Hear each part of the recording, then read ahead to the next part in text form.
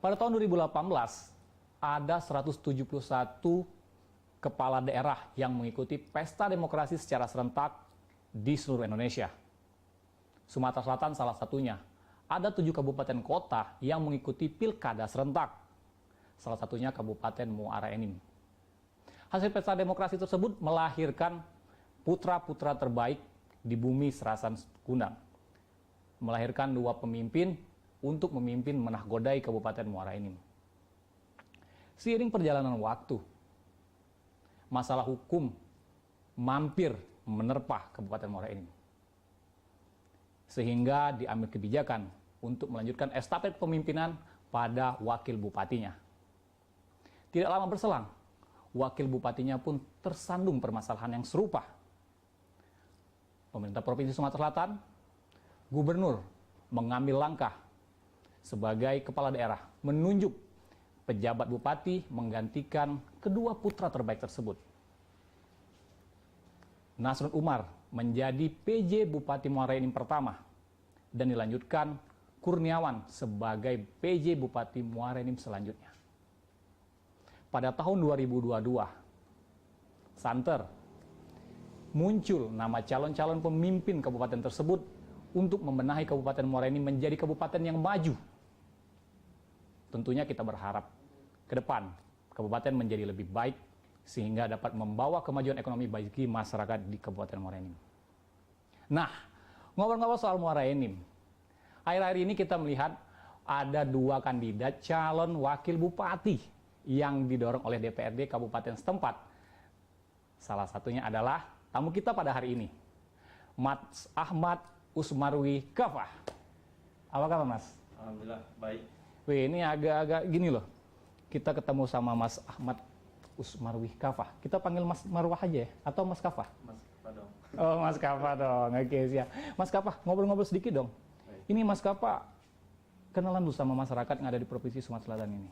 Mas Kafah ini latar belakangnya terjun ke dunia politik seperti apa? Iya. Sebenarnya latar belakang saya terjun ke politik ini sudah dari proses yang sangat panjang. Sejak saya duduk di bangku kuliah waktu itu S1, saya sudah aktif waktu itu menjadi relawan di salah satu partai politik di mana tempat saya bernaung saat ini. Sambil saya terus belajar, tadinya niatnya itu untuk mengetahui proses politik, untuk saya kaitkan ke seni tata kelola hukum. Karena latar belakang pendidikan saya sebagai mahasiswa hukum saat itu, jadi saya ingin menggabungkan kombinasi bagaimana alam politik bekerja sama dengan berbagai macam peristiwa-peristiwa hukum, baik itu internal maupun eksternal dari negeri kita Indonesia saat itu. Iya. Mas Kafah melihat politik itu seperti apa sih? Politik itu bagi saya adalah seni. Seni untuk melihatnya sendiri maupun seni untuk terlihat. Untuk melihat, maka politik itu harus kita lihat sebagai ajang wahana untuk menciptakan banyak kebaikan, banyak manfaat kepada masyarakat, bangsa dan negara. Dan untuk pelaku politik atau kita katakan politisi dalam hal ini, maka konteksnya mereka harus terlihat, tampak, terlihat melayani, terlihat bekerja keras untuk masyarakat, rakyat, dan terlihat untuk responsif terhadap berbagai macam aspirasi yang datang dan hadir pada perwakilan rakyat ataupun Dewan Perwakilan Rakyat ataupun eksekutif yang bertugas melayani masyarakat. Iya. Jadi mulai ada ketertarikan terhadap dunia politik itu artinya sejak memasuki bangku kuliah ya? Betul. Ini sebelum kita terjun ke politik, waktu tingkat SMA itu pernah mengikuti organisasi kesiswaan? Ya, lebih kepada OSIS, namun kalau dikatakan saat itu tumbuh jatuh hati saya terhadap politik itu ya semenjak bangku SMA. Saat itu saya melihat tokoh-tokoh masyarakat, tokoh politik itu bisa berbuat banyak untuk siswa, dalam hal ini anak SMA. Jadi saya melihat waktu itu, wah ini salah satu profesi yang seksi, yang menarik, dan dalam tanda kutip bisa memberikan banyak pelajaran bagi kita siswa terkhusus saya saat itu. Jadi kenapa saya mulai membaca buku, rajin menonton televisi, sampai dengan saya mulai menganalisa peristiwa-peristiwa hukum termasuk di media massa saat itu. Pada saat itu. Saat itu. Oke, pemirsa tentunya pengen kenal dong sama Mas Kafah ini. Mas Kafah, bercerita sedikit waktu itu pendidikan Mas Kafah dari mana ke mana sih? Waktu itu. Ah, ini cerita dulu dong sehingga masyarakat di Provinsi Sumatera Selatan bisa kenal lebih dekat nih sama Mas Kafah. Ya, saya saat duduk di bangku S1 saya, undergraduate, itu di Universitas Sriwijaya. Saya ingat sekali saat itu S1 ayah saya mendorong saya untuk langsung sekolah di luar saat itu, tapi karena saat itu saya ingin dekat dengan orang tua dan ingin selalu dalam bimbingan ayah saya terutama, jadi saya memutuskan untuk tetap di Indonesia. Tetap di Indonesia. Dan ternyata benar, saya banyak mendapatkan pelajaran termasuk culture budaya kita, budaya hukum, budaya politik, sampai dengan budaya seni dan lain sebagainya yang berikutnya mempengaruhi dimensi cakrawala pikir saya dalam menapaki hidup dan karir. Selanjutnya saya melanjutkan S2 saya di bidang hukum internasional, karena tadi sebelumnya S1 itu hukum, ilmu hukum. Saya lanjutkan hukum internasional di University of Birmingham waktu itu di Inggris. Waktu itu saya pertama kali lah, artinya mengenyam tidak hanya pendidikan tapi meresapi banyak arus energi positif yang baru, budaya barat, dan juga atmosfer bekerja dan bersekolah di sana, sehingga saya bersemangat kembali untuk melanjutkan S2 saya yang kedua. Namun antara S2 saya yang pertama dan yang kedua, saya waktu itu sempat bekerja sebagai profesional lawyer di London. Jadi sempat saya merasakan bagaimana pulang pergi dari Birmingham ke London setiap hari itu, subuh hari itu, subuh pukul 5 ya kira-kira. Kalau di musim dingin itu bukannya subuh, ya, tengah malam. Okay. Nah, jadi saya mendapati banyak pengalaman di sana, dan ketika bekerja saya menyadari bahwa saya memerlukan artinya further education, pendidikan berikutnya di bidang hukum energi. Oke, akhirnya Mas Kafah memutuskan pulang ke Indonesia, lalu terjun ke dunia politik. Belum, saya lanjutkan dulu yang kedua, pendidikan yang kedua. Setelah itu saya kembali. Setelah saya kembali, ya saya berkecimpung lagi di dunia politik. Namun itu hanya sebentar saat itu. Saya kembali lagi untuk sekolah doktor. Nah, sekembali saya sekolah PhD yang terakhir ini, saya betul-betul mengikuti politik praktis saat itu. Itulah kenapa saat ini dari sana sampai saat ini saya betul-betul menjadi seorang praktisi politik. Oke. Oke, luar biasa sekali Mas Kafah. Kita akan melanjutkan obrolan kita setelah pariwara berikut ini. Tentunya pemirsa juga akan menanti seperti apa sih langkah-langkah politik yang ditempuh oleh Mas Kafah ini sehingga ikut berperan penting juga dalam suatu partai politik dan memiliki posisi yang cukup penting. Bersama saya Riza Palevi dan Mas Kafah, kita ikuti setelah pariwara berikut ini.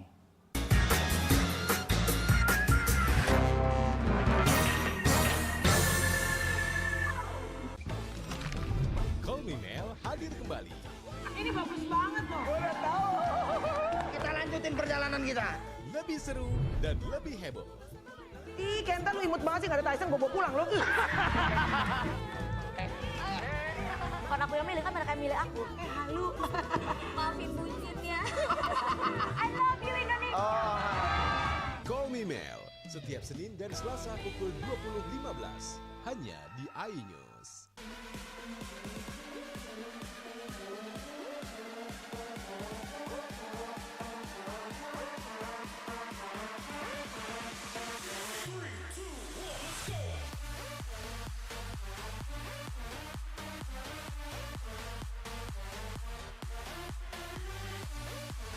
Pukul 1 siang. Dengan warna baru, Pastinya lebih seru lebih keren, dan lebih kepo. Intense Intense Reborn. Reborn hanya di iNews.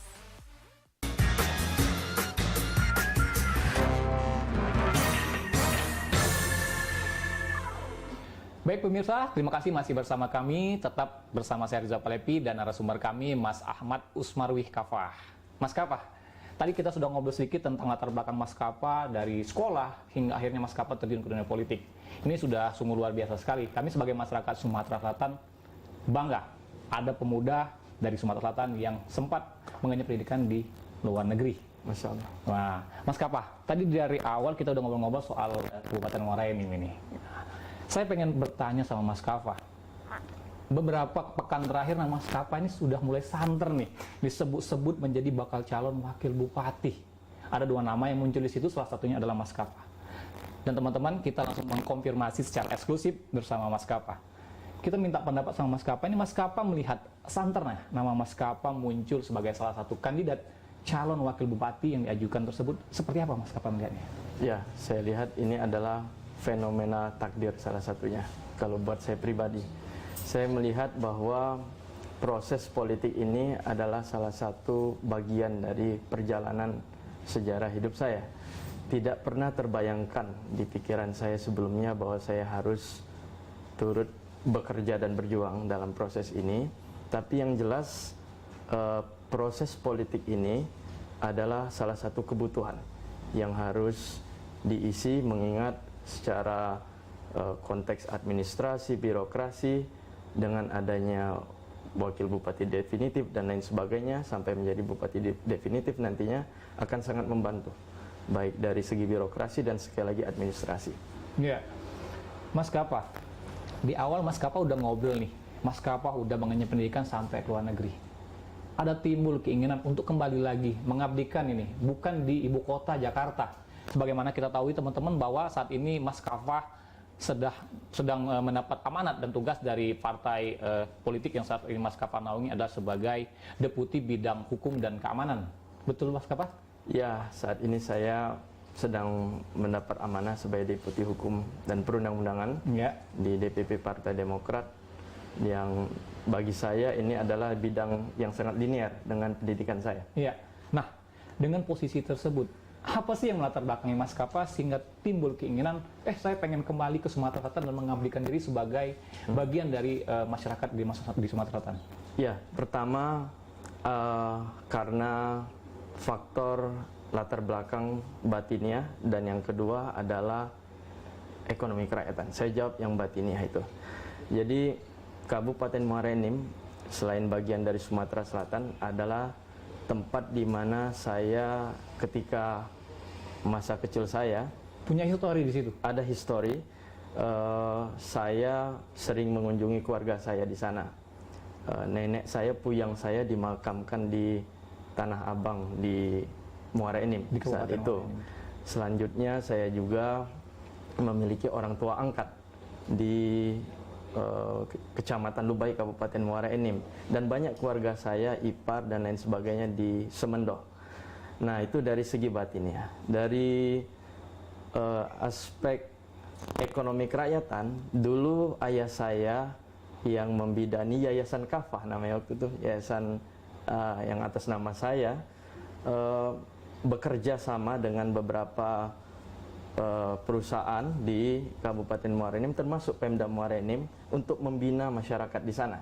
Dan saya selalu menghabiskan waktu di hari libur seperti Sabtu dan Minggu untuk nginep di sana. Salah satu kecamatan itu saya ingat di Rambang, di Desa Subanjeriji saat itu. Nah, di sanalah saya setiap hari menghabiskan waktu, sehingga ketika saya berbicara dalam konteks Muara Enim, saya kembali terkenang dengan masa-masa yang indah saat itu. Dan itulah salah satu yang melatar belakangi saya, I have to go back.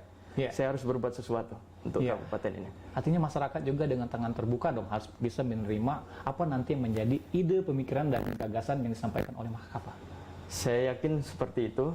Masyarakat dalam era keterbukaan seperti ini, mereka memiliki banyak pilihan, mereka dapat mempelajari sesuatu dengan cepat, apalagi teknologi digital saat ini. Jadi saya yakin segala hal yang positif akan disambut baik, tidak hanya oleh masyarakat, tapi tokoh masyarakat di sana. I have to positively think about it. Oke. Mas Kafah melihat Kabupaten Muara Enim ini menjadikan beberapa visi ke depan dalam upaya meningkatkan kemakmuran masyarakat ekonomi kerakyatan. perspektif Mas Kapa sendiri melihat Kabupaten Muara Enim ini seperti apa? Ya, Kabupaten Muara Enim adalah kabupaten yang sebetulnya sangat banyak mendapat keberkahan, blessings dari Tuhan Yang Maha Kuasa, Allah Subhanahu wa taala. Sumber daya alamnya itu adalah peluang yang sangat visible, jelas kita lihat. Di sana ada batu bara, belum lagi dalam konteks climate change ini memerlukan banyak item-item energi terbarukan atau renewable energies. Di sana juga menjadi tempat yang menjadi spot yang telah ditetapkan pemerintah pusat sebagai salah satu pilot project di Indonesia. Belum lagi masyarakatnya yang kondusif dan banyak hal di sana yang dapat menjadi poin penting yang sebagai starting point bagi Kabupaten Muara Enim dalam hal ini dan Sumatera Selatan pada umumnya untuk take off menjadi yang terdepan di Untuk Indonesia. take off menjadi yang terdepan. Betul. Ya, bagaimana Mas Kapa bisa meyakinkan masyarakat? Mungkin pesimisme masyarakat terhadap melihat kita generasi muda. Akankah mampu memimpin kabupaten dengan sumber daya alam sebesar itu? Bagaimana Mas Kapa? Saya teringat salah satu quote dari Mas Agus Yudhoyono, muda adalah kekuatan. Di sini adalah kesempatan kita, ya anak-anak muda, kaula muda, untuk memimpin dengan semangat, menyatukan hati dan pikiran dalam berbuat yang terbaik, tidak hanya untuk masyarakat, bangsa dan negara juga. Dalam konteks Kabupaten Muara Enim, di mana sumber daya alam menjadi komoditi utama di sana, maka diperlukan diplomasi tidak hanya lokal, tidak hanya nasional, tapi juga internasional. Saya pikir dengan semangat muda dan pengalaman saya yang pernah bertugas tidak hanya di nasional tapi juga di internasional, akan insya Allah mudah-mudahan banyak membantu Kabupaten Muara Enim. Mudah-mudahan akan banyak membantu Kabupaten Muara Enim. Mudah-mudahan. Iya, Mas Kapa. Nah, ini cukup menarik ini nih. Ya, ini beberapa putra daerah yang memang ingin mengabdikan dirinya kepada Kabupaten Muara Enim, menjadi lebih maju lagi, menjadi lebih baik lagi, tapi tersandung tentang permasalahan korupsi. Nah, permasalahan korupsi ini seperti apa menurut pendapat Mas Kapa? Tapi jangan dijawab dulu. Kita akan menjawab setelah pariwara berikut ini. Tetap bersama kami.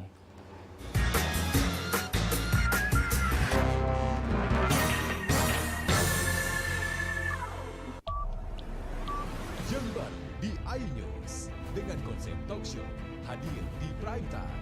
Gak cuma promosi, tapi berbagi ilmu dan informasi juga. Kenapa akhirnya beralih karyawan ke usaha sendiri selain? Hah?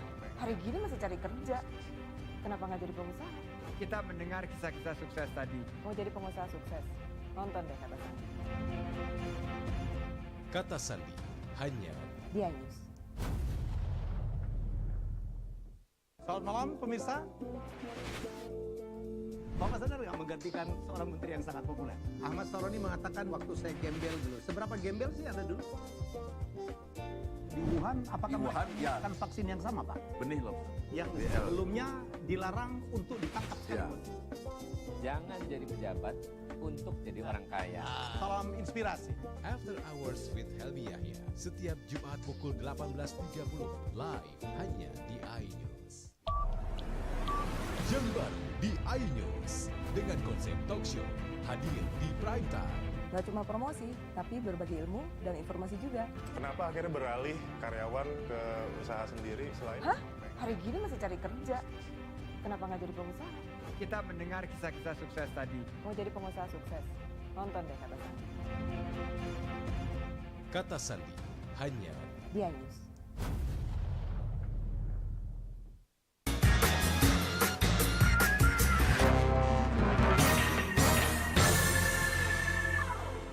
Baik pemirsa, terima kasih masih bersama kami, bersama saya Rizal Plepi dan Mas Ahmad Usmarwi Kafah. Mas Kafah, kita lanjut lagi nih. Ngobrol-ngobrol soal korupsi, sudah ada contohnya di depan mata. Generasi muda, ini menjadi salah satu tantangan.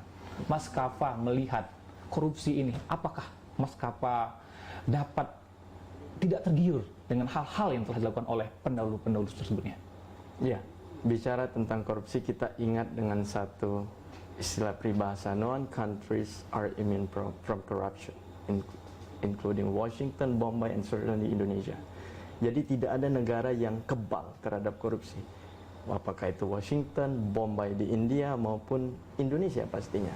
Jadi dalam hal ini kita mesti cermat dan hati-hati, prudent sifatnya. Artinya segala macam hal yang bersifat administrasi maupun kebijakan harus betul-betul ditelaah dan diteliti dengan baik sebelum dieksekusi. Itu dasar utama, prinsip bagi saya untuk menjaga marwah inovasi, kreasi, dan kebersihan daripada tatanan pekerjaan atau dalam konteks pemerintahan nanti birokrasi. Iya. Nah, ini ngobrol-ngobrol soal calon wakil bupati ke depan. Ini dipilih langsung oleh wakil rakyat, khususnya DPRD di Kabupaten Muara Enim.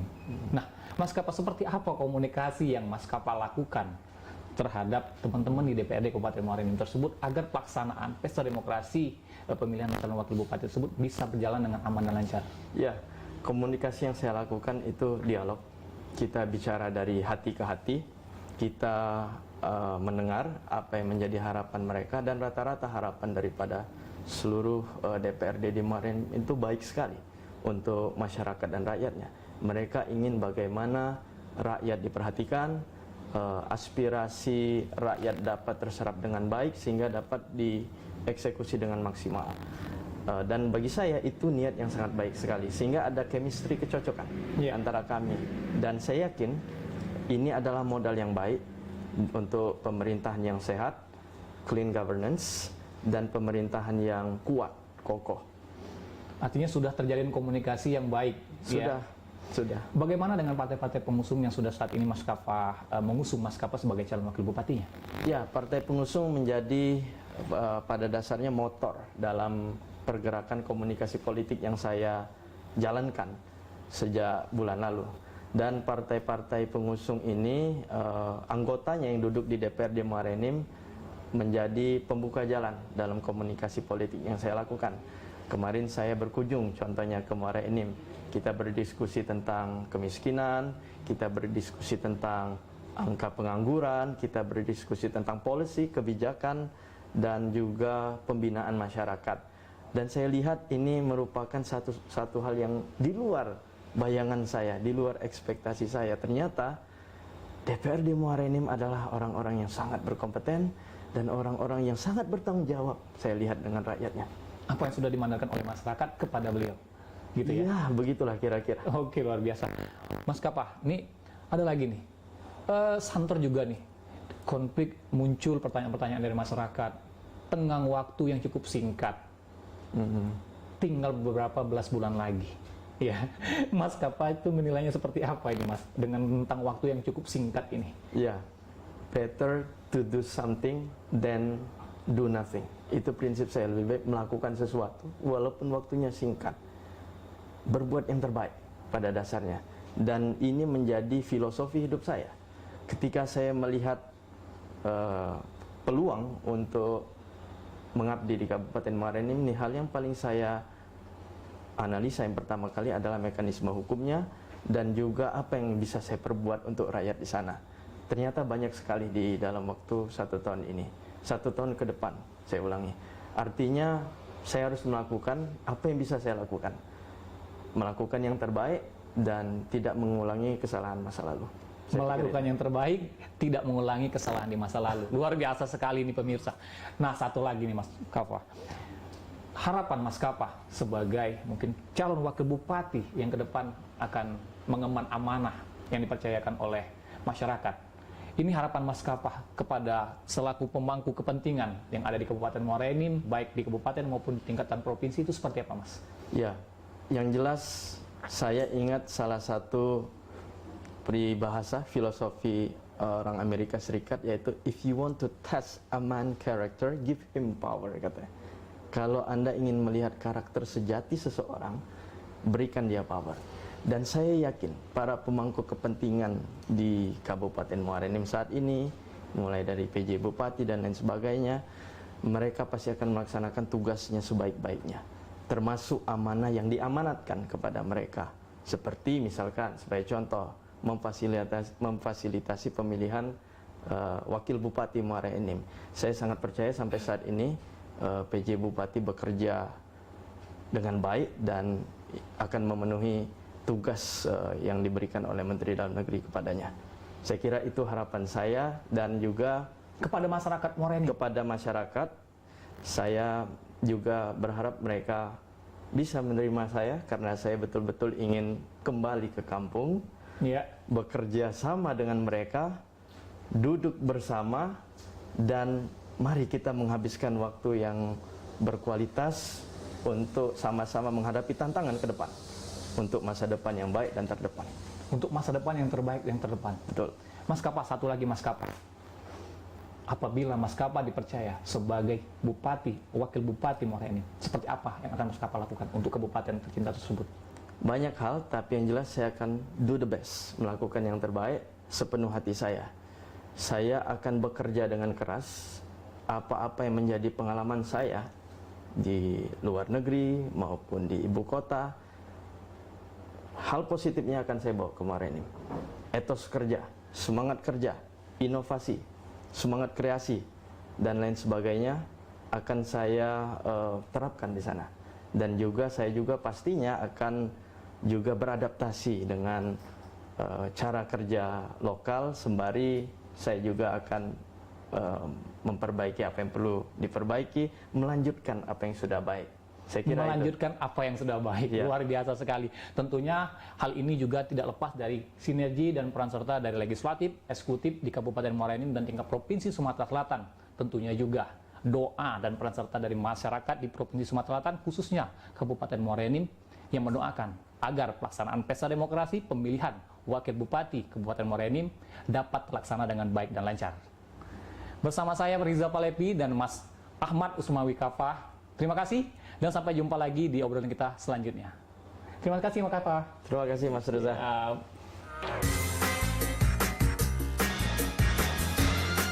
Selamat malam pemirsa. Bapak sadar nggak menggantikan seorang menteri yang sangat populer? Ahmad Saroni mengatakan waktu saya gembel dulu. Seberapa gembel sih Anda dulu? Di Wuhan, apakah mereka menggunakan vaksin yang sama, Pak? Benih loh. Yang sebelumnya dilarang untuk ditangkap sekarang. Jangan jadi pejabat untuk jadi orang kaya. Salam inspirasi. After Hours with Helmi Yahya, setiap Jumat pukul 18.30 live hanya di iNews. Yang baru di iNews dengan konsep talk show hadir di prime time. Gak cuma promosi, tapi berbagi ilmu dan informasi juga. Kenapa akhirnya beralih karyawan ke usaha sendiri selain? Hah? Hari gini masih cari kerja. Kenapa nggak jadi pengusaha? Kita mendengar kisah-kisah sukses tadi. Mau jadi pengusaha sukses? Nonton deh kata saya. Kata Sandi hanya Dia News. Call Me Mel hadir kembali. Ini bagus banget loh. Udah tahu. Kita lanjutin perjalanan kita. Lebih seru dan lebih heboh. Ih, Kenta lu imut banget sih, nggak ada Tyson, gue bawa pulang lo. Bukan aku yang milih, kan mereka yang milih aku. Halu. Maafin bucinnya. I love you Indonesia. Call Me Mel setiap Senin dan Selasa pukul 20.15 hanya di iNews.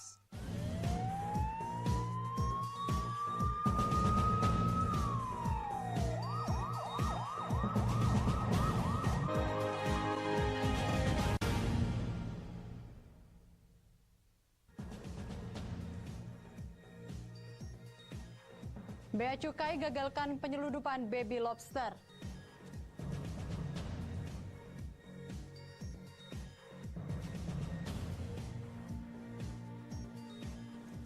Polisi bongkar jaringan prostitusi online.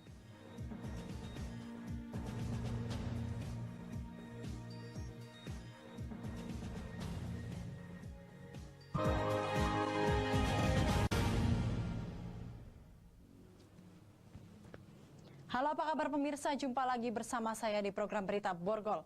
Berbagai informasi menarik seputar kriminal yang terjadi di Sumatera Selatan akan kami sajikan untuk Anda bersama saya, Catherine Ambarini. Inilah Borgol selengkapnya.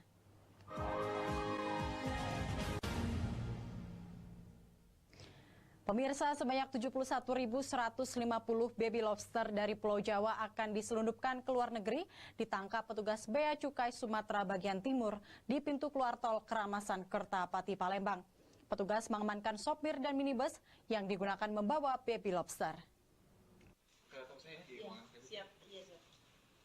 Kantor wilayah Bea Cukai Sumatera bagian timur menggagalkan upaya penyelundupan baby lobster sebanyak 71.150 ekor di pintu tol Keramasan Kertapati Palembang, Senin 1 Agustus 2022.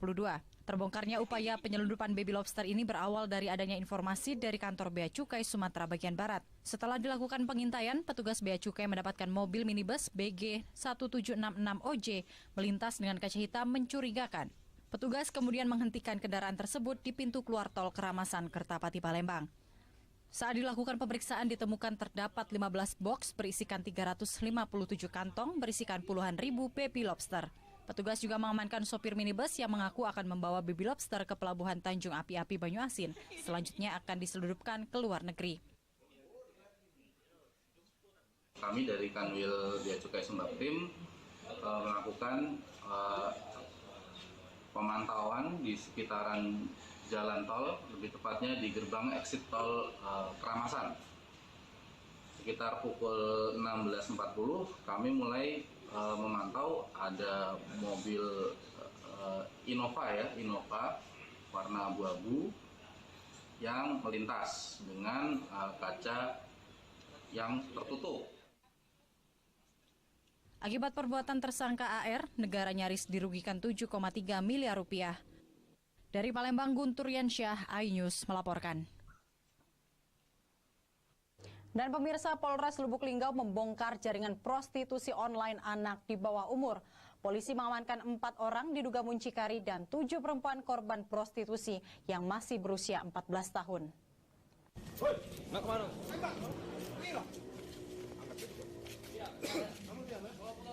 Satuan Reserse Kriminal Polres Lubuk Linggau berhasil membongkar jaringan prostitusi online anak di bawah umur. Dalam aksinya, sindikat ini menawarkan perempuan di bawah umur kepada pria hidung belang melalui media sosial micet. Penggerebekan dilakukan aparat di sebuah hotel di kota Lubuk Linggau saat transaksi antara pelanggan dan muncikari sedang berlangsung. 3 orang pria dan 1 wanita diduga muncikari diamankan, yakni Sultan Handika, Sanudin, Beni Setiawan, dan ME yang dijadikan sebagai wanita pekerja seks komersial. Polisi umur lainnya, tersangka Sultan mengaku korban ia promosikan melalui media sosial micet. Setelah terjadi kesepakatan dengan pelanggan, korban disiapkan di sebuah kamar hotel dengan tarif bervariasi antara 300 hingga 500 ribu rupiah. Ini profesi mucikari online ini sudah lama ditekuni. Akhir bulan ini. Kapan? Tahun ini. Itu baru mulai atau terakhir? Itu baru mulai. Sistem transaksi online ini macam mana bisa diceritakan? Sistemnya COD, Pak. COD melalui aplikasi atau? Aplikasi micet. Medsos ya? Ya, micet ya? Itu macam mana? Kapolres Lubuk Linggau AKBP Hari Sandi menyatakan, terbongkarnya kasus prostitusi online melibatkan anak di bawah umur ini setelah pihaknya melakukan penyelidikan. Di sini ada 2 kasus perdagangan, rata-rata korban anak di bawah umur diiming-imingi oleh sejumlah uang, terus dijual kepada hidung belang. Nah, kebetulan kita mendapatkan informasi dari masyarakat, kita melakukan penangkapan kepada di salah satu hotel penginapan di Lubuk Linggau ini. Kini keempat tersangka muncikari dijerat Undang-Undang Nomor 23 Tahun 2022 serta Pasal 296 dan Pasal 506 KUHP dengan ancaman 15 tahun penjara. Dari Lubuk Linggau, Amri Wijaya, iNews melaporkan. Sebuah mesin anjungan tunai mandiri milik Bank Sumsel Bubble di Kabupaten Patlawang dirusak maling. Uang dari mesin ATM tersebut gagal dibawa kabur kawanan maling, diduga karena tak berhasil membobolnya.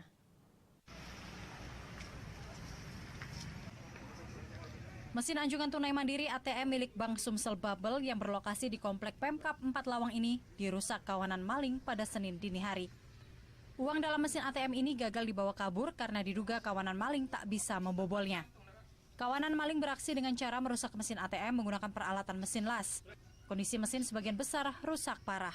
Perusakan mesin ATM ini masih dalam penanganan Satreskrim Polres 4 Lawang untuk mengetahui para pelakunya. Sejumlah saksi telah dimintai keterangan oleh polisi termasuk kemungkinan adanya bukti rekaman CCTV. Dari olah TKP ini kami coba menggunakan dari sisi sebagai saksi yang ada di sekitar TKP mencari untuk terungkapnya kasus. Dari 4 Lawang, Amri Wijaya, iNews melaporkan. Pencuri motor sport dihajar warga. Saksikan beritanya sesaat lagi.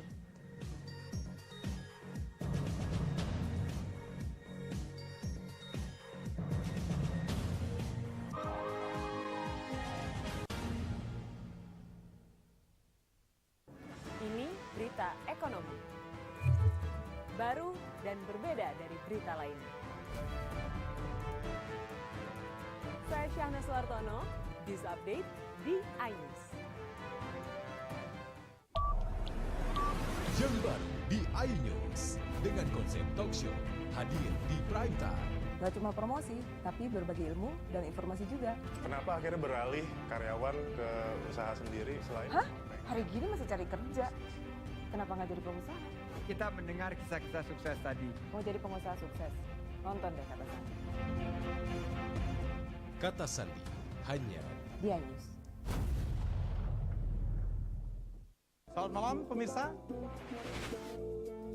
Bapak sadar nggak menggantikan seorang menteri yang sangat populer? Ahmad Saroni mengatakan waktu saya gembel dulu. Seberapa gembel sih Anda dulu? Di Wuhan, apakah melakukan vaksin yang sama, Pak? Benih loh. Yang sebelumnya dilarang untuk ditangkap sekalipun. Jangan jadi pejabat untuk jadi orang kaya. Salam inspirasi. After Hours with Helmi Yahya setiap Jumat pukul 18.30 live hanya di iNews. Call Me Mel hadir kembali. Ini bagus banget loh. Udah tahu. Kita lanjutin perjalanan kita. Lebih seru dan lebih heboh. Ih, Kenta lu imut banget sih, gak ada Tyson, gue bawa pulang lo. Bukan aku yang milih, kan mereka yang milih aku. Halu. Maafin buncit ya. I love you Indonesia. Call Me Mel setiap Senin dan Selasa pukul 20.15 hanya di iNews.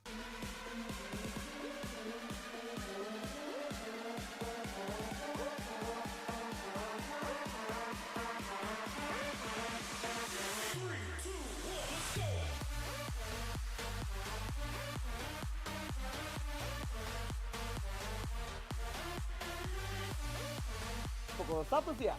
Dengan warna baru. Pastinya lebih seru. Lebih keren. Dan lebih kepo. Intense Reborn hanya di iNews. Ini dia. Sandiaga Uno. Wow, ini luar biasa nih. Tips usaha berani mengambil resiko keluar dari zona nyaman. Buat anak-anak milenial, mereka harus proaktif, harus jemput bola. Kata siapa? Kata Sandi. Kata Sandi setiap Senin pukul 18.30 live hanya di iNews. Wah. Kayak jawara nggak? Selamat malam pemirsa. Bapak sadar nggak menggantikan seorang menteri yang sangat populer? Ahmad Saroni mengatakan waktu saya gembel dulu. Seberapa gembel sih Anda dulu? Di Wuhan, apakah melakukan vaksin yang sama, Pak? Benih loh. Yang sebelumnya dilarang untuk ditangkap sekalipun. Jangan jadi pejabat untuk jadi orang kaya. Salam inspirasi. After Hours with Helmi Yahya setiap Jumat pukul 18.30 live hanya di iNews.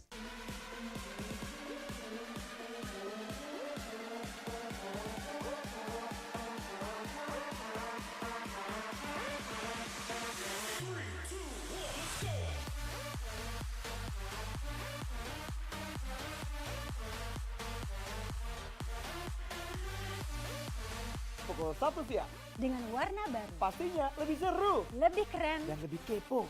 Intense Reborn hanya di iNews. Ini dia. Sandiaga Uno. Wow, ini luar biasa nih. Tips usaha berani mengambil resiko keluar dari zona nyaman. Buat anak-anak milenial, mereka harus proaktif, harus jemput bola. Kata siapa? Kata Sandi. Kata Sandi setiap Senin pukul 18.30 live hanya di iNews. Wah, kayak jawara nggak?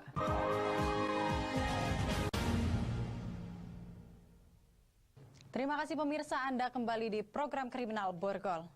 Pemirsa, seorang pencuri sepeda motor di Kabupaten Ogan Komering Ilir berhasil ditangkap dan dihajar warga. Nyawa tersangka terselamatkan setelah polisi tiba di lokasi kejadian dan langsung mengamankan tersangka. Solihan warga Karanganyar, Kabupaten Oku Timur ini ditangkap dan sempat dihajar warga yang kesal dengan ulahnya. Solihan berhasil ditangkap warga setelah berhasil mencuri motor sport di halaman parkir Pondok Pesantren, Desa Bumi Agung, Kecamatan Lempuing, Oki. Nyawa tersangka terselamatkan setelah polisi tiba di lokasi kejadian dan langsung mengamankan tersangka ke Polsek Lempuing, Oki untuk dilakukan pemeriksaan. Selain tersangka, polisi juga mengamankan motor sport hasil curian. Dalam pemeriksaan polisi, Solihan mengaku baru pertama kali melakukan pencurian motor. Tersangka juga mengaku rencananya sepeda motor hasil curian akan dijualnya. Namun tersangka tersebut gagal setelah aksinya membongkar dan mempreteli motor curian. Kapolsek Lempuing AKP M. Sembiring menyatakan pihaknya masih memeriksa tersangka untuk mengungkap adanya TKP lain aksi pencurian yang dilakukan tersangka. Ini kita ada suatu penangkapan, ada kejadian curanmor, tepatnya di daerah Bumi Agung, dan untuk tersangka dan barang bukti sudah kita amankan. Berapa banyak, Pak? Untuk satu tersangka yang kita amankan. Atas nama siapa, Pak? Atas nama Solehan. Usia, Pak? Usia lebih kurang 29 tahun. Warga mana, Pak? Itu warga Karanganyar, Oku Timur. Pelaku dijerat pasal 363 KUHP dengan ancaman kurungan di atas 5 tahun penjara. Dari Ogan Komering Ilir, Fitriadi, iNews melaporkan. Sementara itu, 2 pelaku spesialis pencuri mobil bak terbuka dengan modus pura-pura menanyakan alamat diringkus polisi. Dari tangan pelaku, petugas menyita barang bukti berupa kunci letter T.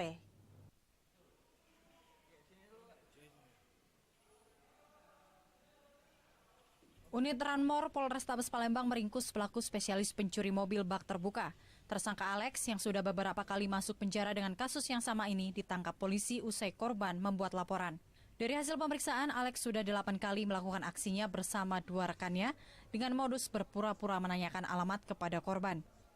Alex berperan sebagai penanya alamat, sementara rekannya Nazirin yang sudah ditangkap terlebih dahulu berperan membawa kabur mobil korban saat korban lengah. Kedua pelaku kemudian menyerahkan mobil tersebut ke pelaku Jul untuk dijual keluar kota. Uang hasil penjualan mobil curian kemudian dibagi rata. Dari penangkapan ini, polisi menyita barang bukti kunci letter T yang digunakan pelaku untuk melancarkan aksinya. Dia dengan pelaku satu lagi pura-pura bertanya di pinggir jalan modusnya, dan satu pemainnya kawannya langsung mengambil dengan menggunakan alat kunci T juga. Ada yang kita sudah sita juga kunci T. Kawannya satu lagi pakai motor, dia langsung mengamankan kendaraan motor mobil tersebut dan bawa lari. Untuk BB semua sudah kita amankan, tinggal kita mencari kendaraan yang dia ambil. Akibat perbuatannya, pelaku dijerat pasal 363 KUHP dengan ancaman kurungan 5 tahun penjara. Dari Palembang, Muhammad David, iNews melaporkan. Seorang kepala desa di Kabupaten Ogan Komering Ilir tewas ditikam saat mengambil air wudhu sholat maghrib di masjid. Korban meninggal dengan 4 luka tusukan, sementara pelaku langsung diamankan polisi.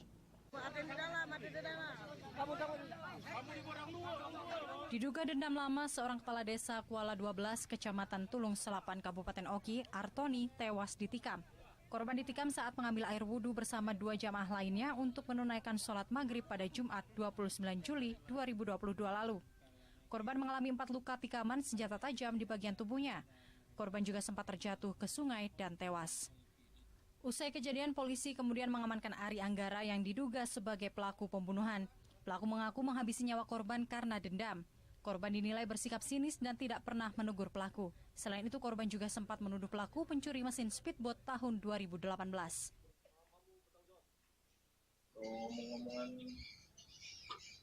ada surat panggilan pokoknya dari Kapolsek masalah mesin speedboat. Tahun berapa? Tahun 2018. Masalah speedboat, berapa mesin speedboat? Mesin speedboat. Kau dituduh apa? dituduh maling, tuduh maling, jadi dendam kau. Kasat Reskrim Polres Oki AKP Jatra Tunggal menyatakan masih memeriksa pelaku untuk mengungkap motif penikaman yang menewaskan kepala desa ini. Pada saat korban sedang ngambil air wudhu, didampingi oleh ada dua saksi, yaitu saudara Kanang dan saudara Rizal. Pada saat ngambil wudhu, kemudian pelaku langsung menikam punggung korban. Akibat perbuatannya, pelaku dijerat pasal 340 KUHP dengan ancaman hukuman mati atau penjara seumur hidup. Dari Ogan Komering Ilir, Fitriadi, iNews melaporkan. Pencari ikan tewas di Sungai Ogan, kami akan kembali sesaat lagi.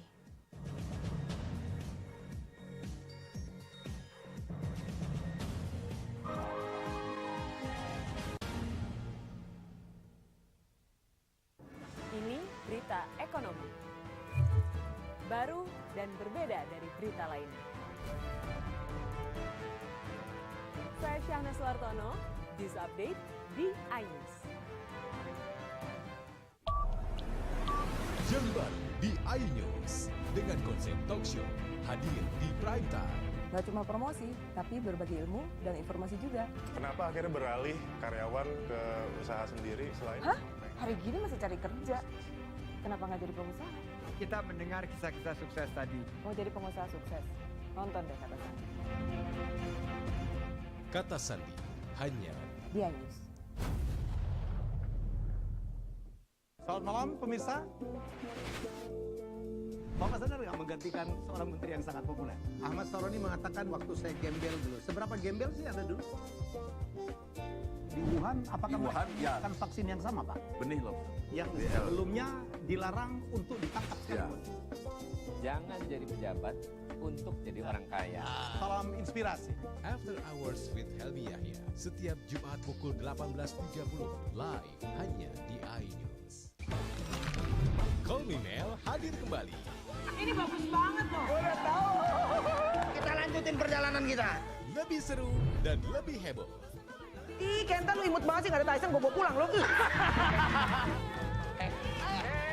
Bukan aku yang milih, kan mereka yang milih aku. Halu. Maafin buncitnya. I love you Indonesia. Call Me Mel setiap Senin dan Selasa pukul 20.15 hanya di iNews.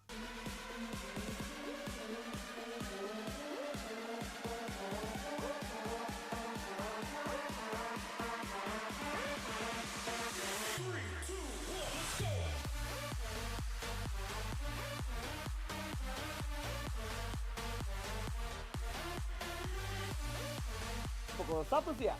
Dengan warna baru. Pastinya lebih seru. Lebih keren. Dan lebih kepo. Intense Reborns hanya di iNews. Selamat malam pemirsa. Bapak sadar nggak menggantikan seorang menteri yang sangat populer? Ahmad Saroni mengatakan waktu saya gembel dulu. Seberapa gembel sih Anda dulu? Di Wuhan, apakah menggunakan vaksin yang sama, Pak? Benih loh.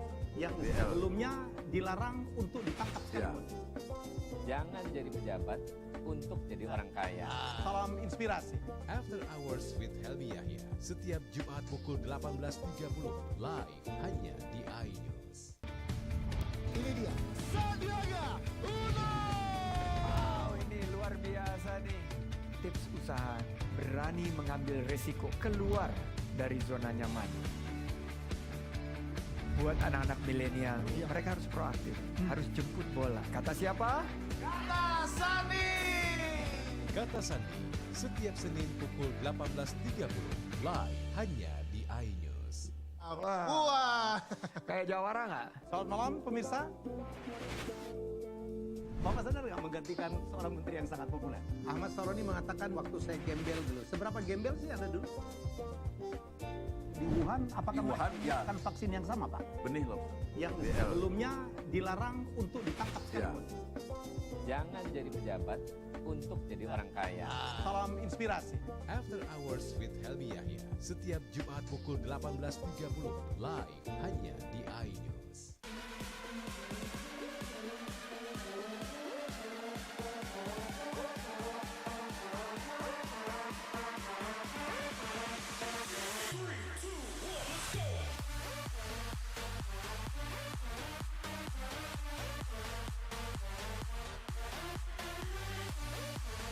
pukul 1 siang. Dengan warna baru. Pastinya lebih seru. Lebih keren. Dan lebih kepo. Intense Reborn hanya di iNews. Jember di iNews dengan konsep talk show hadir di prime time. Gak cuma promosi, tapi berbagi ilmu dan informasi juga. Kenapa akhirnya beralih karyawan ke usaha sendiri selain? Hah? Hari gini masih cari kerja. Kenapa nggak jadi pengusaha? Kita mendengar kisah-kisah sukses tadi. Mau jadi pengusaha sukses? Nonton deh Kata Sandi.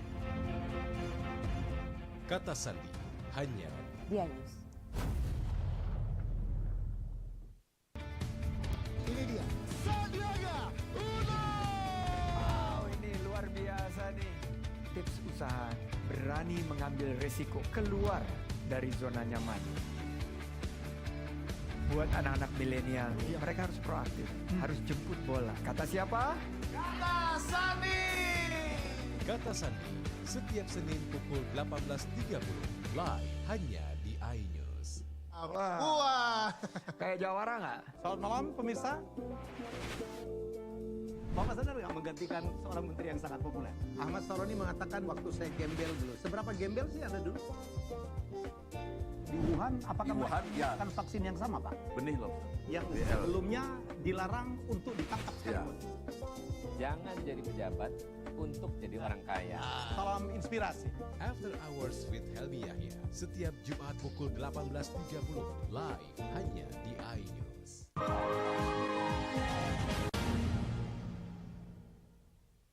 Terima kasih pemirsa, Anda masih bersama kami. Pemirsa, sebulan dilakukan pencarian usai dinyatakan hilang saat memanah ikan, Indi Zulkarnain warga desa Pengaringan, Kecamatan Semidang, Aji Oku, akhirnya ditemukan tak bernyawa. Korban ditemukan dalam kondisi sudah tidak utuh.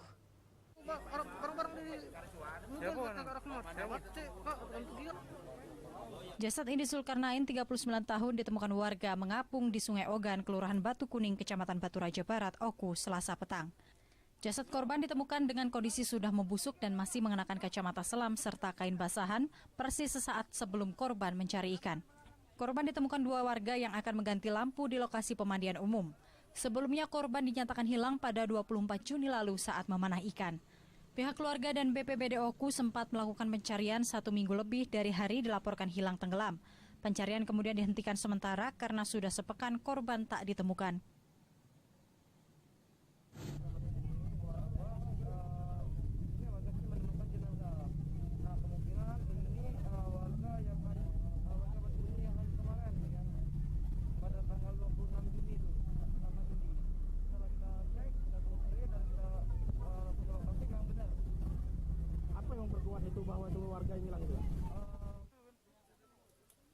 Jasad korban langsung dievakuasi dan disemayamkan di rumah duka Desa Pengaringan dan kemudian langsung dimakamkan. Dari Ogan Komering Ulu, Widori Agustino, iNews melaporkan. Berdalih bisa mengobati dari gangguan makhluk gaib, seorang dukun cabul di Kabupaten Oki menyetubuhi ibu berikut 2 orang anak perempuannya.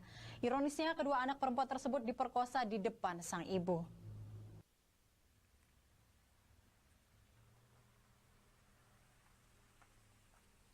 Imam Syafaat dukun cabul warga desa Tugu Jaya Lempuing, Kabupaten Oki ini diamankan polisi Kamis kemarin. Pelaku ditangkap karena menyetubuhi ibu dan kedua anak perempuannya dengan dalih bisa mengobati dari guna-guna dan gangguan makhluk gaib. Ironisnya, pelaku menyetubuhi kedua anak perempuan tersebut di depan sang ibu. Satu diantaranya masih di bawah umur.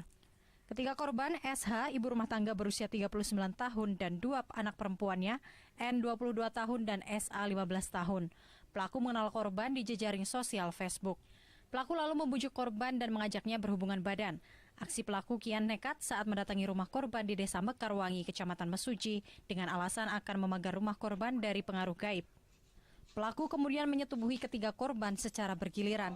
Sementara suami korban diminta pelaku menjaga keris pelaku di kamar lainnya. Aksi pelaku terungkap saat meminta uang imbalan 10 juta rupiah.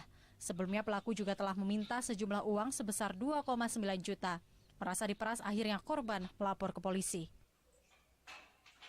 Berkomunikasi dan ada pertemuan antara ibu dengan yang diduga pelaku.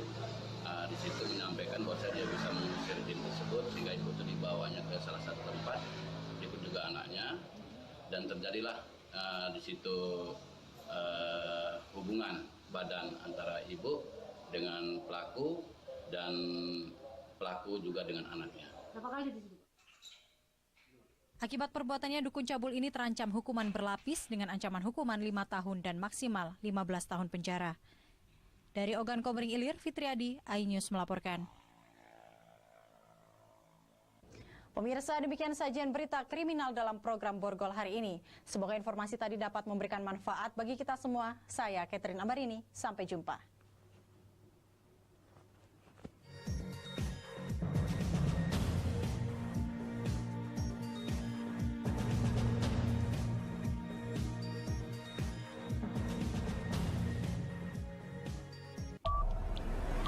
Jember di iNews dengan konsep talk show hadir di prime time. Gak cuma promosi, tapi berbagi ilmu dan informasi juga. Kenapa akhirnya beralih karyawan ke usaha sendiri selain? Hah? Hari gini masih cari kerja. Kenapa nggak jadi pengusaha? Kita mendengar kisah-kisah sukses tadi. Mau jadi pengusaha sukses? Nonton deh Kata Sandi. Kata Sandi hanya di iNews.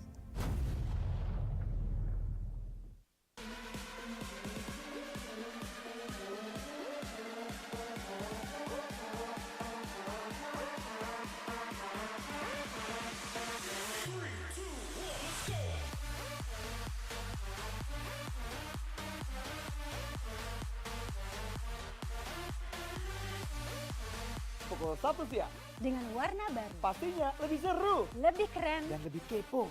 Intense Reborn hanya di iNews. Ini dia. Sandiaga Uno. Wow, ini luar biasa nih. Tips usaha, berani mengambil resiko keluar dari zona nyaman. Buat anak-anak milenial, mereka harus proaktif, harus jemput bola. Kata siapa? Kata Sandi. Kata Sandi setiap Senin pukul 18.30 live hanya di iNews. Wah. Kayak jawara nggak? Jember di iNews dengan konsep talk show hadir di prime time. Gak cuma promosi, tapi berbagi ilmu dan informasi juga. Kenapa akhirnya beralih karyawan ke usaha sendiri selain? Hah? Hari gini masih cari kerja. Kenapa nggak jadi pengusaha? Kita mendengar kisah-kisah sukses tadi. Mau jadi pengusaha sukses? Nonton deh Kata Sandi. Kata Sandi hanya di iNews.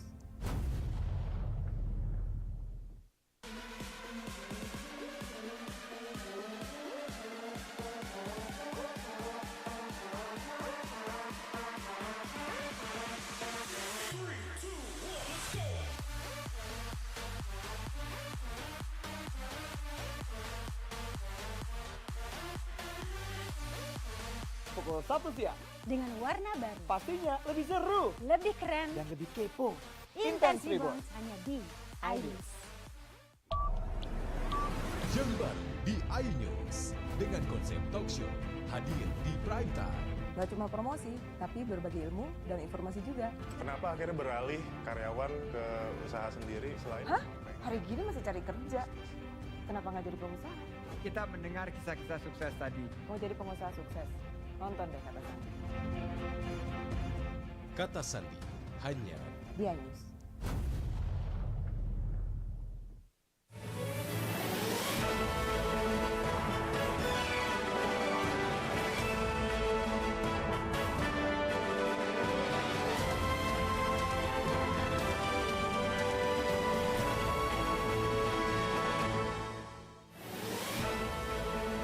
Rumah dan sepeda motor di Oku Timur ludes terbakar.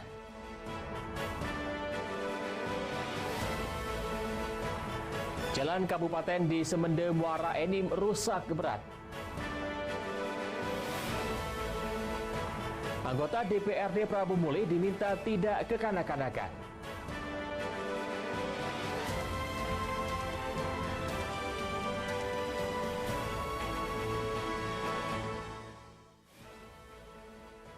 Selamat pagi, apa kabar pemirsa? Senang sekali saya dapat menjumpai Anda dalam iNews Sumsel. 3 sajian informasi tadi mengawali jumpa kita pada pagi hari ini. Beragam informasi lainnya telah kami siapkan untuk Anda. Bersama saya, Ari Kristianto. Inilah iNews Sumsel selengkapnya.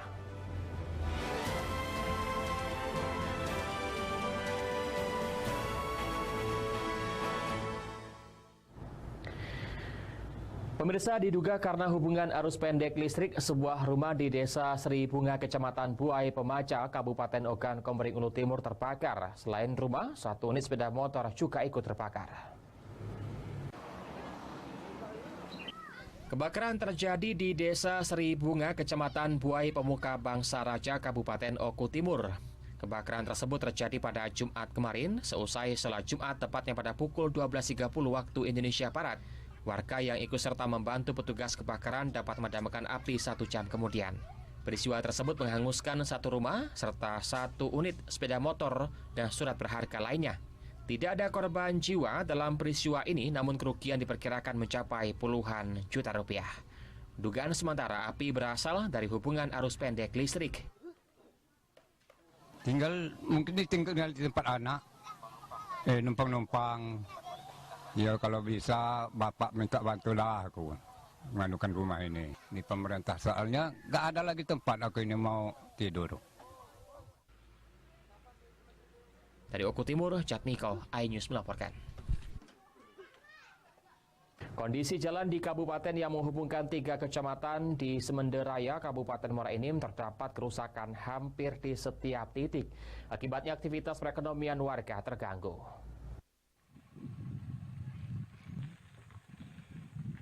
Pantauan di lapangan terlihat kondisi jalan kabupaten antar kecamatan di Semende Raya dari kecamatan Semende Darat Ulu, Semende Darat Tengah, dan Semende Darat Ulu mengkhawatirkan. Hampir di setiap titik terdapat lubang menganga, terlebih di saat musim hujan membuat jalan cepat rusak. Warga mengatakan jalan di Semende di Desa Segamit dan sekitarnya rusak sehingga berdampak pada aktivitas warga, termasuk waktu dan biaya perjalanan. Dampak kerusakan jalan juga sangat dirasakan para siswa menuju sekolah, sebab selain terhambat juga membuat pakaian jadi kotor. Mereka berharap semoga pemerintah cepat memperbaiki. Ini kisah di sini sampai ke Rantau Dedap itu susahnya ini untuk berjalan. Ini kayaknya aturan minyak kendaraan nanti 1 liter, gini pasal sampai 10 liter, Pak. 10 literan, no? Oh, jadi sangat jalannya lebih rusak. Iya. Jadi mau mana kita belajar nih, mau mana harapannya? Kita liburnya bupati segera memperbaiki jalan. Oh, apalagi di sini ya, lagi nak jalan ini ya. PJ Bupati Muara Enim mengatakan kerusakan jalan dari Pulau Panggung hingga Segamit akan segera diperbaiki dengan anggaran APBD 11 miliar. Sedangkan akses jalan provinsi dari Simpang Meo sampai ke Pulau Panggung dianggarkan 7 miliar rupiah. Pak, terkait untuk ini Pak, berapa ruas jalan yang masih... Infrastruktur saya jelaskan dari sini sampai ke Simpang Meo. Simpang Pulau Panggung itu tahun ini masuk ya, 11 miliar. Itu anggaran APBD Kabupaten Muara Enim. Dari Pulau Panggung ke Simpang Meo itu 7 miliar APBD provinsi. Dari Muara Enim, Edwin Sasatria, iNews melaporkan. Sementara itu, perbaikan ruas jalan nasional di dalam kota Palembang terus dikebut. Petugas melakukan rekayasa lalu lintas 1 jalur agar pelaksanaan perbaikan dapat dikerjakan. Waspadalah bagi Anda yang melintas, pasalnya sejumlah ruas jalan terjadi kemacetan kendaraan yang mengular panjang.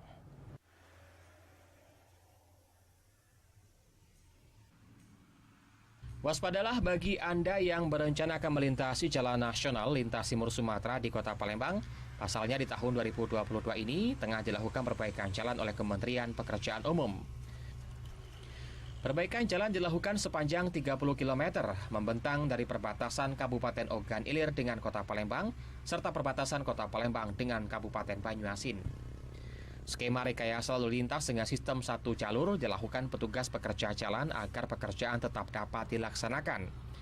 Masyarakat para pengguna jalan pun tetap dapat melintas di sepanjang jalan lintas Sumatera tersebut. Waspadalah, setidaknya terdapat 8 titik rawan kemacetan di dalam kota Palembang yang saat ini tengah dilakukan perbaikan oleh Kementerian Pekerjaan Umum. Kementerian Pekerjaan Umum menargetkan merampungkan proyek perbaikan jalan melalui skema kerjasama pemerintah dengan badan usaha dirampungkan pada akhir tahun 2022 ini.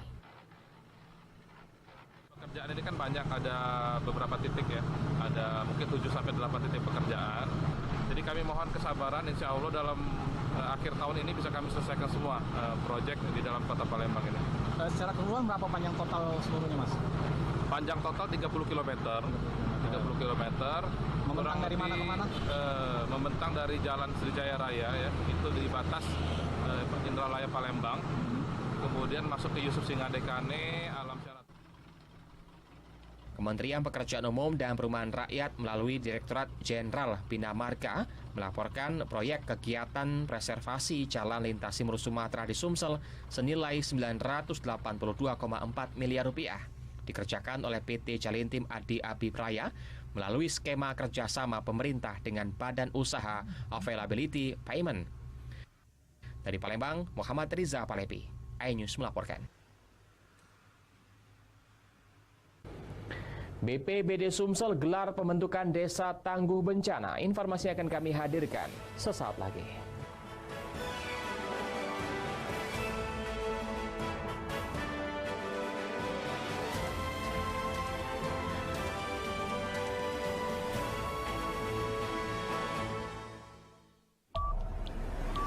Jember di iNews dengan konsep talk show hadir di prime time. Nggak cuma promosi, tapi berbagi ilmu dan informasi juga. Kenapa akhirnya beralih karyawan ke usaha sendiri selain? Hah? Hari gini masih cari kerja. Kenapa nggak jadi pengusaha? Kita mendengar kisah-kisah sukses tadi. Mau jadi pengusaha sukses? Nonton deh Kata Sandi. Kata Sandi hanya di iNews. Ini dia, Sandiaga Uno! Wow, ini luar biasa nih. Tips usaha, berani mengambil risiko, keluar dari zona nyaman. Buat anak-anak milenial, mereka harus proaktif, harus jemput bola. Kata siapa? Kata Sandi. Kata Sandi setiap Senin pukul 18.30 live hanya di iNews. Wah, kayak jawara nggak? Ini berita ekonomi. Baru dan berbeda dari berita lainnya. Saya Syahnas Wartono, News Update di iNews. Jember di iNews dengan konsep talk show hadir di prime time. Nggak cuma promosi, tapi berbagi ilmu dan informasi juga. Kenapa akhirnya beralih karyawan ke usaha sendiri selain? Hah? Hari gini masih cari kerja. Kenapa nggak jadi pengusaha? Kita mendengar kisah-kisah sukses tadi. Mau jadi pengusaha sukses? Nonton deh Kata Sandi. Kata Sandi hanya di iNews. Selamat malam pemirsa. Bapak sadar nggak menggantikan seorang menteri yang sangat populer? Ahmad Saroni mengatakan waktu saya gembel dulu. Seberapa gembel sih Anda dulu? Di Wuhan, apakah melakukan vaksin yang sama, Pak? Benih loh. Yang sebelumnya dilarang untuk ditangkap sekalipun. Jangan jadi pejabat untuk jadi orang kaya. Salam inspirasi. After Hours with Helmi Yahya setiap Jumat pukul 18.30 live hanya di iNews.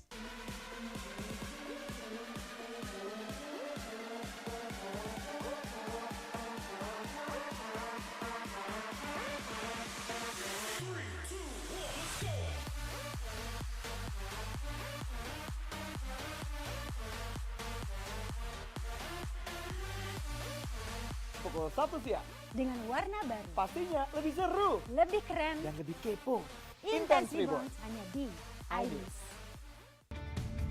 Ini dia, Sandiaga Uno! Wow, ini luar biasa nih.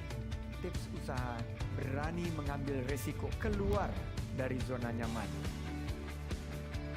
Buat anak-anak milenial, mereka harus proaktif, harus jemput bola. Kata siapa? Kata Sandi. Kata Sandi setiap Senin pukul 18.30 live hanya di iNews. Wah, kayak jawara nggak?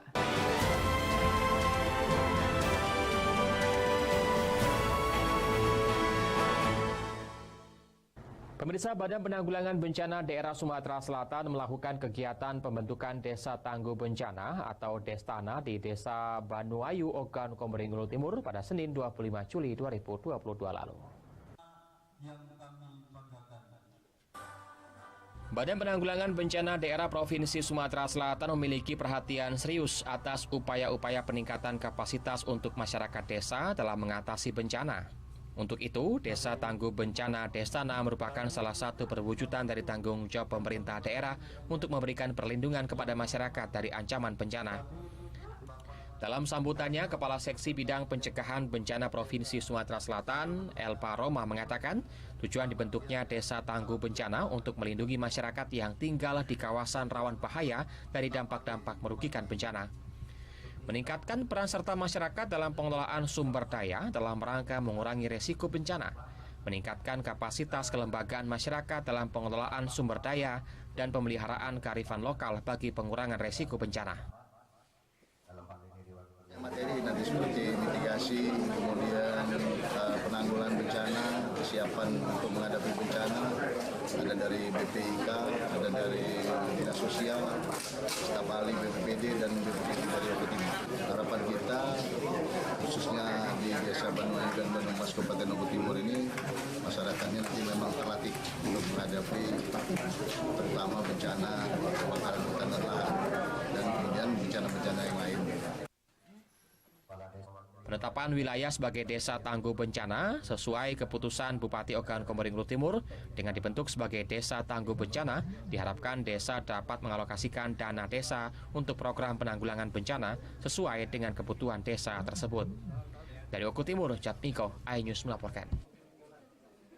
Badan Penanggulangan Bencana Daerah BPBD Sumsel bekerja sama dengan Kementerian Kehutanan menggelar simulasi penanggulangan kebakaran hutan bersama peserta pelatihan Desa Tangguh Bencana Destana di Desa Banuayu, Ogan Komering Ulu Timur pada Kamis 28 Juli 2022.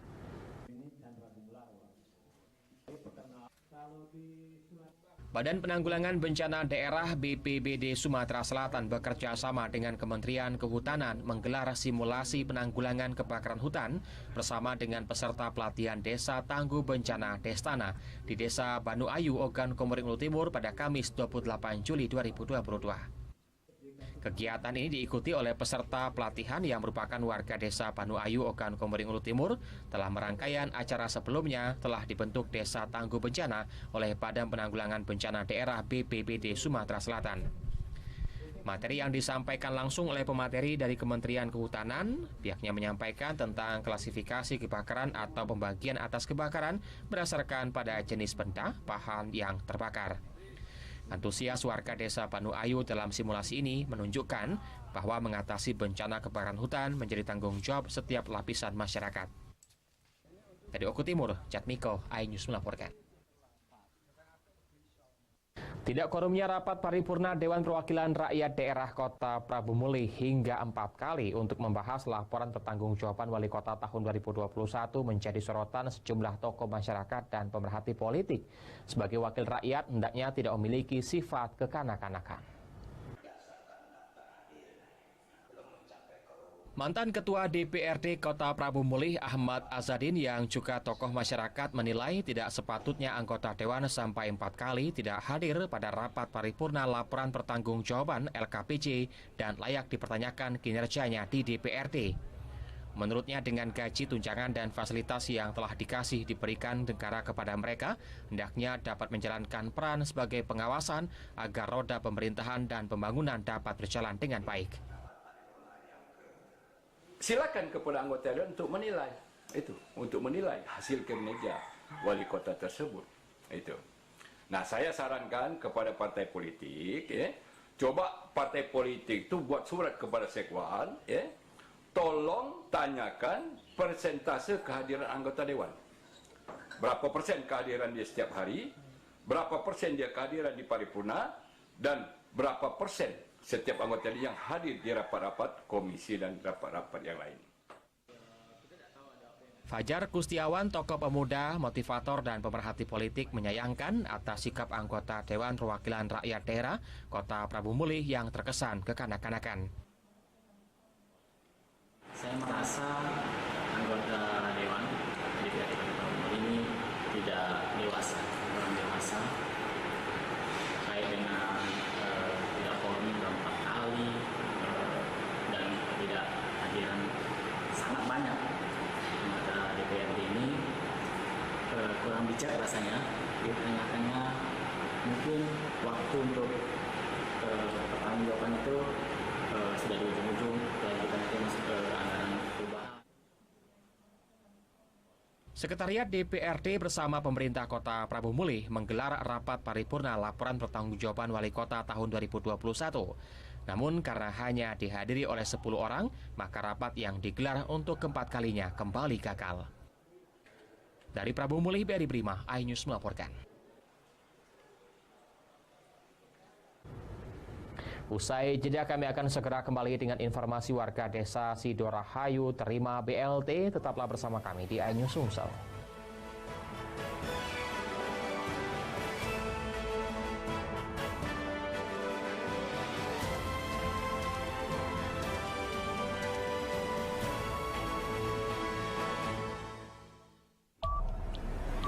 Jember di iNews dengan konsep talk show hadir di prime time. Gak cuma promosi, tapi berbagi ilmu dan informasi juga. Kenapa akhirnya beralih karyawan ke usaha sendiri selain? Hah? Hari gini masih cari kerja. Kenapa nggak jadi pengusaha? Kita mendengar kisah-kisah sukses tadi. Mau jadi pengusaha sukses? Nonton deh Kata Sandi. Kata Sandi hanya di iNews.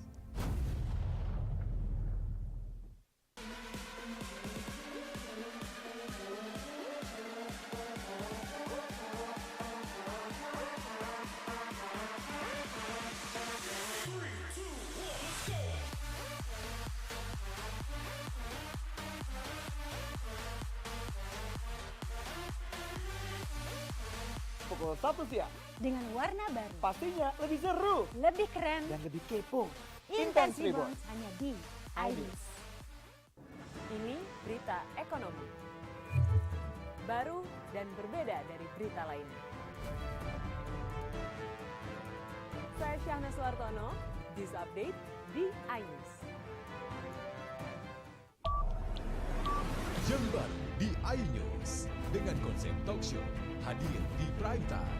Gak cuma promosi, tapi berbagi ilmu dan informasi juga. Kenapa akhirnya beralih karyawan ke usaha sendiri selain? Hah? Hari gini masih cari kerja. Kenapa nggak jadi pengusaha? Kita mendengar kisah-kisah sukses tadi. Mau jadi pengusaha sukses? Nonton deh Kata Sandi. Kata Sandi hanya di iNews. Selamat malam pemirsa. Bapak sadar nggak menggantikan seorang menteri yang sangat populer? Ahmad Saroni mengatakan waktu saya gembel dulu. Seberapa gembel sih Anda dulu? Di Wuhan, apakah melakukan vaksin yang sama, Pak? Benih loh. Yang sebelumnya dilarang untuk ditangkap sekalipun. Jangan jadi pejabat untuk jadi orang kaya. Salam inspirasi. After Hours with Helmi Yahya setiap Jumat pukul 18.30 live hanya di iNews.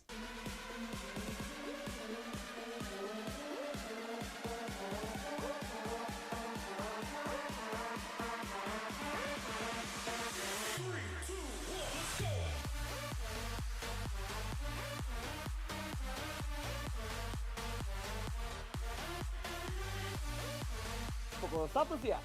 Dengan warna baru. Pastinya lebih seru. Lebih keren. Dan lebih kepo. Intense Reborn hanya di iNews. Ini dia. Sandiaga Uno! Wow, ini luar biasa nih. Tips usaha, berani mengambil resiko, keluar dari zona nyaman. Buat anak-anak milenial, mereka harus proaktif, harus jemput bola. Kata siapa? Kata Sandi! Kata Sandi setiap Senin pukul 18.30 live hanya di iNews. Wah. Kayak jawara nggak? Selamat malam pemirsa. Bapak sadar nggak menggantikan seorang menteri yang sangat populer? Ahmad Saroni mengatakan waktu saya gembel dulu. Seberapa gembel sih Anda dulu?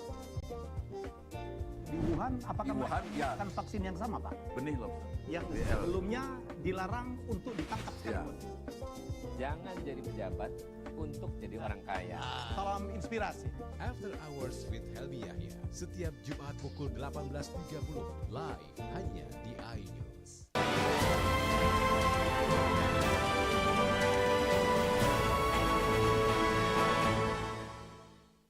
Anda masih bersama kami di iNews Sumsel. Pemirsa, mayoritas penyebab gagalnya bakal calon kepala desa di Ogan Ilir gagal dalam tes karena kesulitan menjawab soal. Peserta tes kesulitan menjawab soal mengenai perundang-undangan.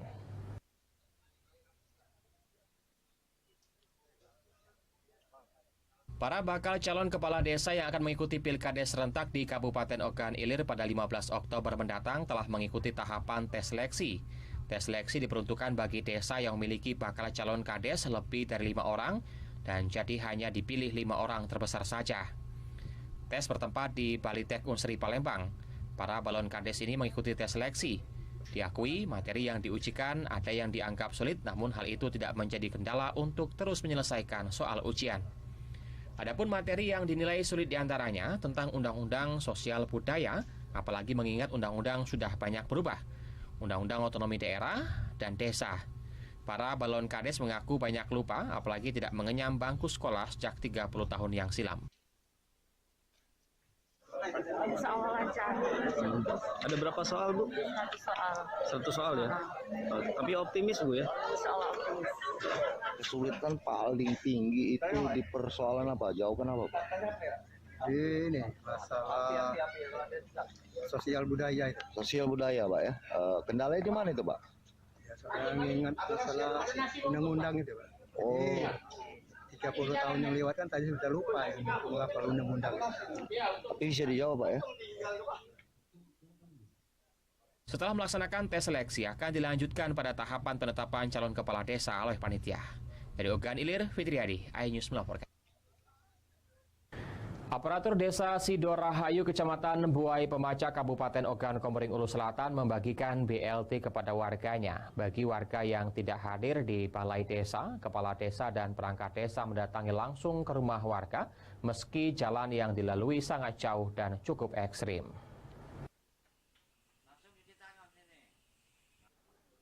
Pembagian bantuan langsung tunai atau yang biasa disebut BLT untuk warga yang terdampak COVID-19 terus dilakukan oleh pihak desa. Hal ini dilakukan dalam melaksanakan program pemerintah pusat yang mesti dilaksanakan. Desa Sidorahayu yang mayoritas masyarakatnya berprofesi sebagai petani berkebun ini menjadi salah satu fokus pemerintah, terutama warga yang miskin, untuk membantu masyarakat dampak pandemi COVID-19. Mulimatun, salah satu warga yang menerima BLT, mengatakan bantuan yang diberikan sebesar Rp900.000 sangat membantu. Ia pun sangat berterima kasih kepada kepala desa atas BLT yang telah diberikan. Sangat membantu. Terus Ya terima kasih sama kepala desanya. berapa Ibu yang dapatkan? 900. 900. Itu dengan 900 itu terbantu kan enggak? Banget sangat terbantu. Pokoknya terima kasih untuk kepala desa kita, Bapak Saprudin. Rencana apa yang mau digunakan buat apa tuh BLT ini? Insya Allah untuk kebutuhan. Ya, hari ini pembagian BLT tahap 2 di 2022. Jumlah yang kita bagikan 129 KK. Nah, sama dengan pembagian pertama. Kalau tahun yang lalu itu cuma 16 KK. Nah, tapi tahun ini sesuai dengan program pusat dan dana desa itu diambil 40% untuk BLT. 129 kepala keluarga yang berhak mendapat bantuan BLT menerima bantuan pada bulan April, Mei, dan Juni dengan total sebesar Rp900.000. Bagi keluarga yang berhalangan perangkat desa menghantarkan langsung ke rumahnya meski melalui jalan yang ekstrim. Dari Ogan Komering Ulu Selatan, Teddy Hendrawan, iNews melaporkan. Pemirsa, informasi tadi mengakhiri perjumpaan kita pada pagi hari ini. Saya Ari Kristianto mewakili teman-teman yang bertugas mengucapkan terima kasih atas kebersamaan Anda. Selamat pagi dan selamat beraktivitas.